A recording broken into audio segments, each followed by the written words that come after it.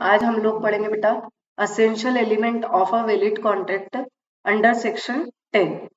देखो, essential element of valid contract का मतलब क्या होता है? कुछ ऐसी चीजें होती है जो कि कॉन्ट्रैक्ट बनाने के लिए बिल्कुल बिल्कुल बिल्कुल चाहिए होती है ना।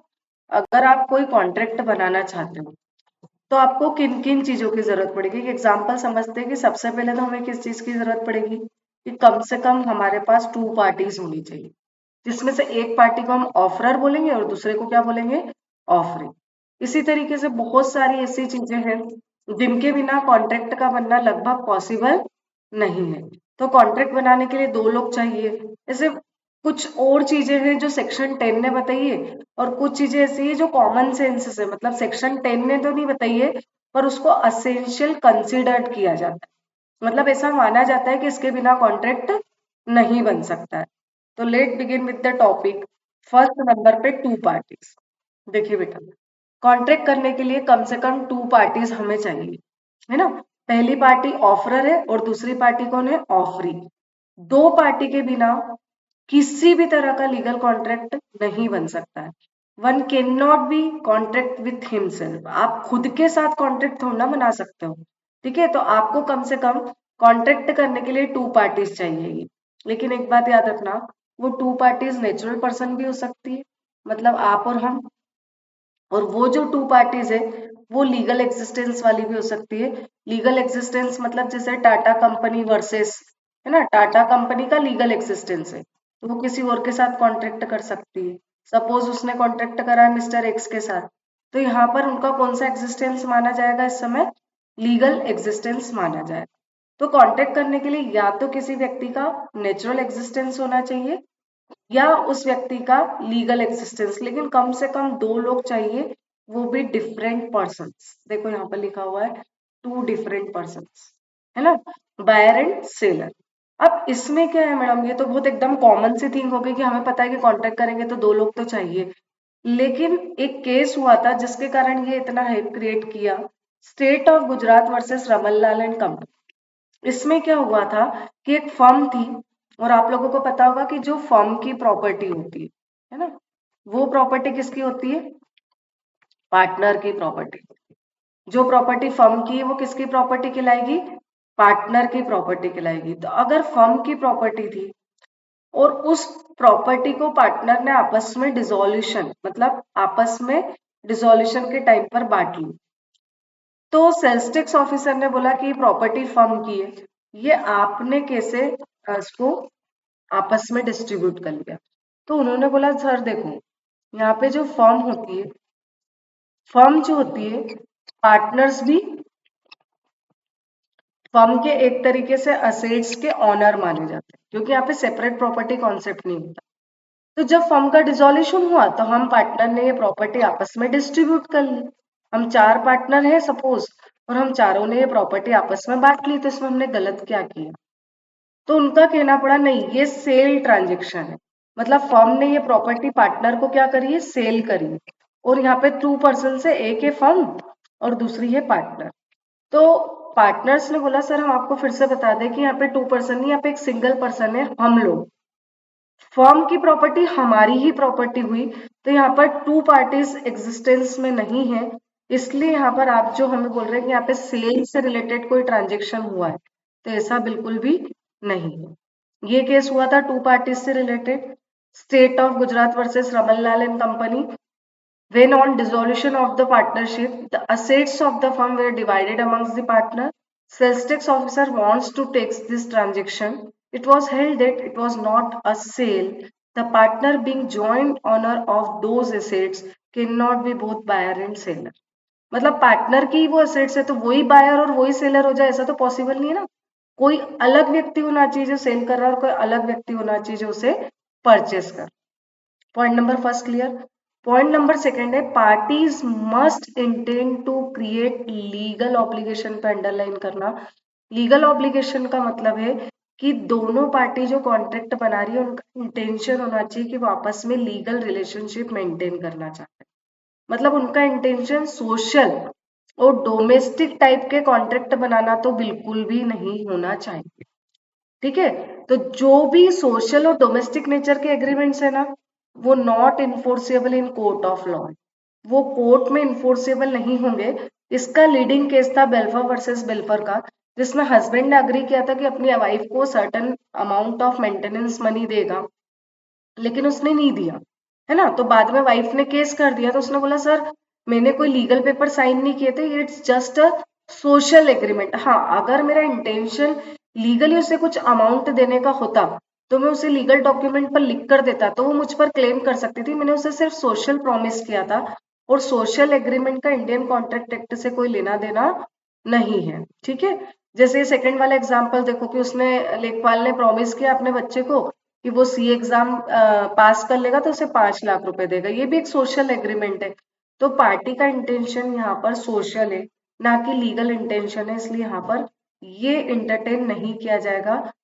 आप अगर वैलिड कॉन्ट्रैक्ट बनाना चाहते हो तो दोनों पार्टी का इंटेंशन होना चाहिए कि वो आपस में लीगल रिलेशनशिप मेंटेन करें।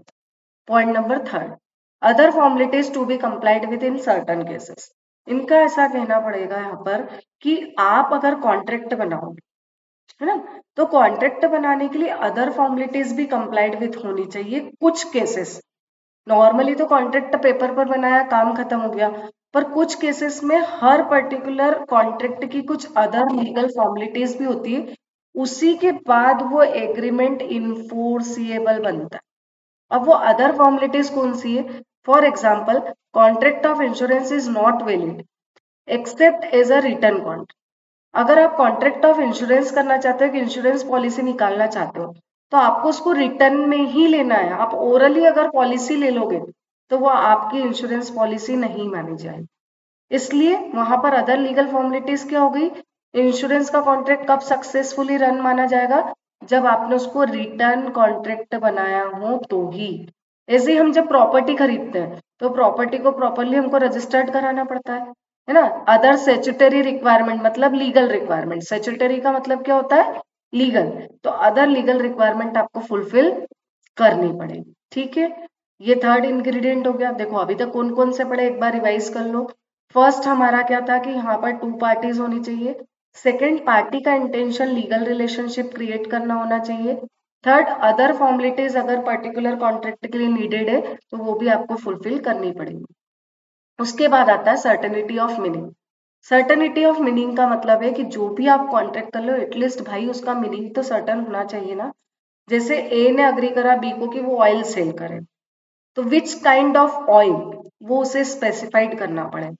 अदरवाइज क्या होगा कि यहाँ पर जो कॉन्ट्रैक्ट ऑफ सेल हुआ है वो अनसर्टेनिटी ऑफ मीनिंग के कारण वॉइड माना जाएगा। Is it clear? मतलब आप जो भी कॉन्ट्रैक्ट कर रहे हो उसकी कॉन्ट्रैक्ट के मीनिंग में सर्टेनिटी, एक फिक्स टर्म्स एंड कंडीशन होनी चाहिए। वो वेग नहीं होना चाहिए, मतलब वो मीनिंगलेस नहीं होना चाहिए, उसमें सर्टेनिटी, अनसर्टेनिटी नहीं होना चाहिए।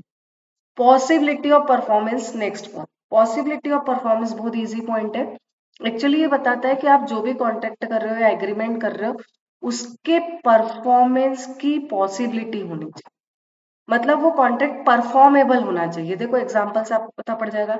ए ने अग्री करा था बी को कि वो डिस्कवर करेगा ट्रेजर बाय मैजिक, ऐसा हो नहीं पाया, तो यहाँ पर इसकी पॉसिबिलिटी ऑफ परफॉर्मेंस नहीं मानी जाएगी। क्यों नहीं मानी जाएगी? क्योंकि ये अग्री तो कर रहा था कि वो ऐसा करेगा, लेकिन बताओ क्या ये पॉसिबल है कि कोई मैजिक से ट्रेजर फाइंड कर दे?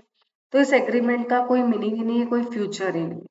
तो ये कुछ ऐसे असेंशियल इंग्रेडिएंट है जो सेक्शन 10 ने तो डिफाइन नहीं किए, पर इनका होना बहुत बहुत बहुत बहुत जरूरी है। इन पांचों के बिना कॉन्ट्रैक्ट नहीं बन सकता। रिवाइज करो, at least two parties are required. Second, intention to create legal relationship. Third है other formalities to be complied with. Fourth है सर्टेनिटी ऑफ मीनिंग। और फिफ्थ है possibility of performance of an agreement. अब यहाँ पर सेक्शन 10 ने कौन कौन से डिफाइन किया, राइट? तो सेक्शन 10 बोलता है कि हमें सबसे पहले कॉन्ट्रैक्ट बनाने के लिए चाहिए प्रॉपर ऑफर और प्रॉपर एक्सेप्टेंस। अगर कोई ऑफर नहीं देगा और अगर कोई उसे एक्सेप्ट नहीं कर रहा है तो एग्रीमेंट नहीं बनेगा, और जब एग्रीमेंट ही नहीं बन रहा है तो कॉन्ट्रैक्ट तो बन नहीं सकता है। तो फर्स्ट बोल रहा है ऑफर और एक्सेप्टेंस नीडेड। सेकंड है फ्री कंसेंट। अब फ्री कंसेंट मतलब क्या? देखो फ्री कंसेंट यही वर्ड उठाओ आप। कंसेंट का मतलब होता है किसी भी चीज के लिए आपकी असेंट देना, आपकी सहमति देना। है ना, आप किस चीज के लिए अग्री कर रहे हैं। अब मान लो एक पर्सन है, उसने पॉइंट ऑफ गन पर दूसरे पर्सन को धमका कर किसी कॉन्ट्रैक्ट पर साइन करवा ली, तो बताओ क्या यहाँ फ्री कंसेंट अवेलेबल है? नहीं, क्योंकि एक पार्टी के पार्ट पर तो ये कॉन्ट्रैक्ट इन्फोर्सिएबल था, but not enforceable at the option of other और other parties, so that contract will have no future at all. It means free consent is must, मतलब फ्री कंसेंट तो किसी भी कॉन्ट्रैक्ट को बनाने के लिए चाहिए ही चाहिए। अब फ्री कंसेंट कब नहीं होती? एक तो मैंने आपको बताया कि इसने पॉइंट ऑफ गन पर सामने वाले को धमकाया, है ना, इसे क्या बोला जाएगा आपको कि यहाँ पर फ्री कंसेंट नहीं मानी जाएगी, क्योंकि उसने जबरदस्ती उससे यस करवाया। अब इसी को अगर हम डिटेल में समझे तो फ्री कंसेंट दो केस में नहीं मानी जाएगी। फ्री कंसेंट दो केस में नहीं मानी जाएगी। केस नंबर फर्स्ट, जब आपने किसी को डराया धमकाया, फिजिकली अगर कराए तो उसे कोर्जन बोला जाएगा, कोर्जन। अगर मेंटली धमकाया है तो उसे अनड्यू इन्फ्लुएंस बोला जाएगा, अनड्यू इन्फ्लुएंस, राइट। और अगर आपने उसको फिजिकली नहीं धमकाया है और ना ही ऐसे धमकाया है, लेकिन आप दोनों का मीटिंग ऑफ माइंड भी सेम नहीं था, आप दोनों का मीटिंग ऑफ माइंड भी सेम नहीं था। सेम नहीं था मतलब जैसे ए ने बोला कि वो हाउस नंबर 19 सेल करना चाहता है और बी ने ऐसा सुना कि वो हाउस नंबर 90 के बारे में बात कर, यहाँ पर भी सेम सेंस नहीं है, इसलिए ऐसा माना जाएगा कि दोनों पार्टी का मीटिंग ऑफ माइंड सेम नहीं होने के कारण से फ्री कंसेंट एब्सेंट है, और इसी को कंसेसस एडिडम बोला जाता है। कंसेसस एडिडम मतलब आइडेंटिटी ऑफ माइंड सेम नहीं, अंडरस्टैंडिंग द टर्म्स, दोनों अलग अलग तरीके से सोच रहे समझ रहे, तो दोनों पार्टी की consent is not to be said free, and when consent is not to be said free then no contract is treated as a valid contract under section 10। तो फ्री कंसेंट के लिए ना तो आप किसी को फिजिकली टॉर्चर करके consent obtain करोगे, that is coercion under section 15, और ना ही किसी को मेंटली टॉर्चर करके करो, that is section 16 undue influence. ठीक है, तो यहाँ पर दोनों ही कंडीशन में कंसेंट फ्री नहीं मानी जाएगी। ठीक है, मीटिंग ऑफ माइंड भी सेम होना चाहिए और डरा धमका के भी नहीं लेना है। चलो आगे बढ़ते हैं, एग्जाम्पल्स आप लोग पढ़ लीजिएगा। इसमें कुछ वर्ड्स आए वो हम डिटेल में बाद में पढ़ेंगे, जैसे कोर्जन यानी physical torture under section 15, undue influence mental torture under section 16, fraud 17 section में आता है, और मिस रिप्रेजेंटेशन भी अगर है तो कंसेंट फ्री नहीं मानी जाए। इसे हम डिटेल में बाद में पढ़ेंगे। अभी के लिए आप ये समझ लीजिए कि आप अगर फ्रॉड करके या फिजिकली टॉर्चर करके या मेंटल टॉर्चर करके या कुछ मिस रिप्रेजेंट करके किसी की कंसेंट लेते हैं तो उस कॉन्ट्रैक्ट का कोई फ्यूचर नहीं होगा। नेक्स्ट पॉइंट है capacity of parties. Capacity of parties is defined under section 11। Section code कर लो बेटा, सेक्शन 11। कैपेसिटी ऑफ पार्टीज का मतलब होता है कि दोनों पार्टी का मीटिंग ऑफ माइंड सेम होने के साथ साथ उन टर्म्स एंड कंडीशन को समझने की कैपेसिटी भी होना चाहिए। कैपेसिटी मतलब, कैपेसिटी मतलब माइंड। भाई अगर ए बी को बोल रहा है कि भाई मैं अपना घर बेचना चाहता हूँ, तो क्या ए और बी दोनों इस लायक हैं कि वो इस घर से जुड़े सारे टर्म्स एंड कंडीशन को समझ पाए? क्या वो केपेबल है? तो आप पूछेंगे कि मैडम ये तो बताइए कि इंडियन कॉन्ट्रैक्ट एक्ट में किसे केपेबल माना गया अंडर सेक्शन 11? तो ये एक वास्ट सेक्शन है, इसमें 3 पॉइंट्स अभी बेसिक इंट्रोडक्शन में दिए गए कि ये तीनों अगर हैं तो उन्हें क्वालिफाइड माना जाएगा, मतलब उन्हें केपेबल माना जाएगा for making a valid contract, right. तो इसमें is of the age of majority, first point, मतलब वो 18 साल से बड़ा होना चाहिए। ठीक है, 18 ईयर्स एज उसने कंप्लीट कर लियो अकॉर्डिंग टू माइनॉरिटी एक्ट, है ना। तो उसे 18 साल से ज्यादा होना पड़ेगा, साउंड माइंड होना पड़ेगा, और वो किसी भी लॉ के थ्रू डिस्क्वालिफाइड नहीं होना चाहिए। अगर ऐसा है तो उसमें कैपेसिटी है ना। ABC में यही लिखा हुआ है, आप एक बार घर पे पढ़ लीजिएगा। ए में लिखा है 18 साल वाली बात, बी में लिखा है कि वो पागल नहीं होना चाहिए, ल्यूनेटिक, इडियट, ड्रंकन पर्सन्स, इन सभी को मेंटली कैपेबल नहीं माना जाता है। ल्यूनेटिक मतलब पागल ही होता है बेटा, है ना। लेकिन ल्यूनेटिक अलग तरह का पागल होता है, थोड़ा सा आपको समझा दूं। जो ब्रेक में मतलब ल्यूसिड इंटरवल के टाइम पर कभी कभी ऐसा होता है कि वो अपने आप को एकदम अच्छे से बिहेव करने लग जाता है। जैसे आपने गजनी में देखा होगा कि गजनी में क्या होता है कि वो पर्टिकुलर पर्सन जो है वो कभी कभी ठीक हो जाता है ना। तो वो ल्यूनेटिक पर्सन है जो ल्यूसिड इंटरवल के टाइम पर एकदम ठीक माना जाता है। इडियट नहीं होना चाहिए, ड्रंकर्ड पर्सन नहीं होना चाहिए। तो आपको पता है ऑफकोर्स इनकी मेंटल कैपेसिटी नहीं होती कि वो किसी भी चीज को समझ पाए। उसके बाद कुछ और लोगों को उन्होंने डिस्क्वालिफाइड कर रखा है। फॉरेन एनिमी है, एलियन एनिमी मतलब अभी तो भगवान की दया से हमारे पास एक ही है, तो फॉरेन एनिमी नहीं होना चाहिए हमारा। फॉरेन सोवरिंग्स इसमें आएंगे, मतलब जो फॉरेन एम्बेसडर वगैरह होते हैं ना, जो इंडिया को बाहर जाकर रिप्रेजेंट करते हैं, तो वो लोग भी कॉन्ट्रेक्चुअल कैपेसिटी से बाहर कर दिए गए। क्यों? ताकि वो वहां जाकर इंडिविजुअली कोई कॉन्ट्रैक्ट ना बने। कन्विक्टेड मतलब जिन्होंने कोई अपराध किया हो, कोई क्राइम किया हो, तो इन सभी को भी कॉन्ट्रेक्चुअल कैपेसिटी से बाहर कर दिया। इन शॉर्ट, कॉन्ट्रेक्चुअल कैपेसिटी मतलब बेसिक टर्म्स एंड कंडीशन को समझने की ताकत होनी चाहिए। 3 लोग बाहर हो चुके हैं, माइनर बाहर हो चुका है, ल्यूनेटिक पर्सन्स, इडियट्स वगैरह बाहर हो चुके हैं, और ऐसे सारे पर्सन जो फॉरेन एनिमी है, फॉरेन सोवरिंग्स है, कन्विक्टेड पर्सन है, इन्हें भी बाहर कर दिया गया है। ठीक है, राइट। अब आता है कंसिडरेशन, नेक्स्ट पॉइंट।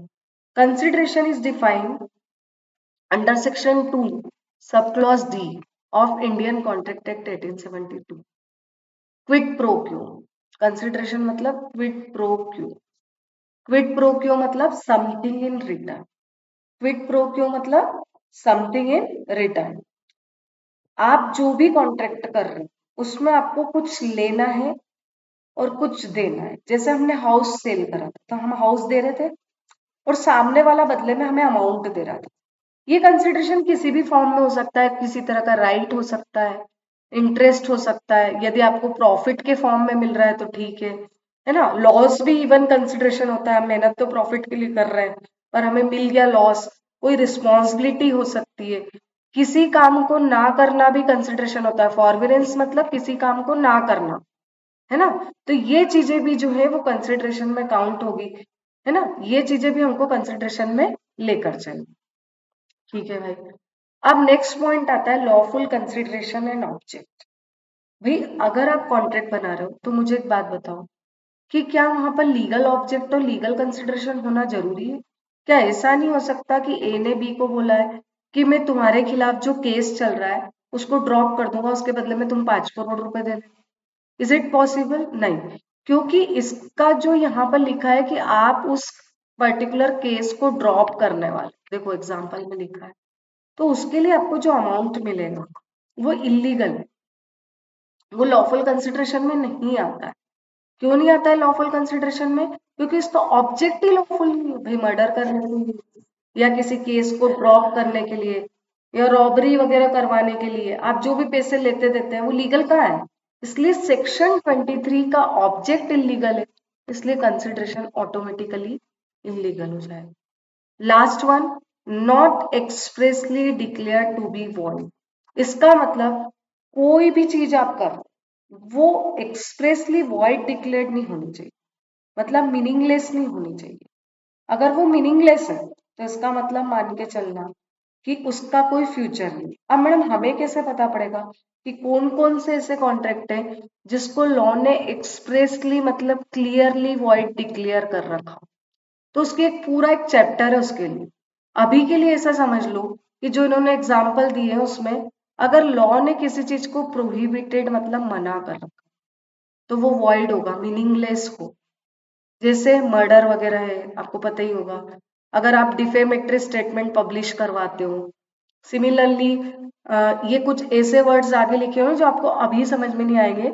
इसमें से एक समझा देती हूँ, रिस्ट्रेन ऑफ ट्रेड।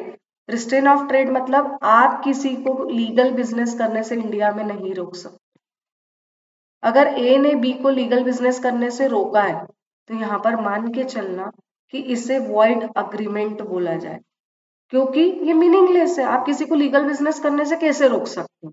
तो कुछ टर्म्स आपको इन एग्जांपल्स में समझ में आएगी, बट कुछ टर्म्स ऐसी है जो आगे जाकर समझ में। अभी के लिए इतना समझ लो कि उन चीजों को बिल्कुल भी नहीं करना है जिसको लॉ ने स्ट्रिक्टली प्रोहिबिटेड कर रखा है, या जिसको लॉ ने एक्सप्रेसली डिक्लेयर कर रखा है कि ये वॉइड है। अगर उनमें से कुछ किया है तो ये one of the main essential element of valid contract कि आपको वहां पर वो नहीं माना जाएगा, क्योंकि वो इस लिस्ट से बाहर। तो हम एक बार फास्टली रिवाइज कर लेते हैं। सेक्शन 10 का हमने सबसे पहला पॉइंट पढ़ा कि प्रॉपर ऑफर होना चाहिए, प्रॉपर एक्सेप्टेंस होना चाहिए। सेकेंड वन, फ्री कंसेंट, दोनों पार्टी की म्यूचुअल अंडरस्टैंडिंग, बिल्कुल जबरदस्ती कॉन्ट्रैक्ट नहीं करना है और दोनों का मीटिंग ऑफ माइंड सेम होना चाहिए। कैपेसिटी ऑफ पार्टीज जो है वो बताता है कि दोनों party basic terms and conditions को समझने में कैपेबल होना चाहिए। उन दोनों के बीच में एक प्रॉपर अमाउंट कंसिडरेशन, प्रॉफिट या किसी तरह का राइट या बेनिफिट होना चाहिए। समथिंग इन रिटर्न को लैटिन मैगजीन में क्विड प्रो क्यों बोला गया है, जो आपको एग्जाम में लिख के आना है। लॉफुल कंसिडरेशन और ऑब्जेक्ट होना चाहिए, और वो किसी भी तरीके से वॉइड डिक्लेयर्ड नहीं होना चाहिए। समझ में आ गई बात? तो ये यहाँ तक का लेक्चर था। नेक्स्ट लेक्चर में हम लोग टाइप्स ऑफ कॉन्ट्रैक्ट कवर करेंगे बेटा, ठीक है। नेक्स्ट लेक्चर में हम लोग टाइप्स ऑफ कॉन्ट्रैक्ट करेंगे। Thank you.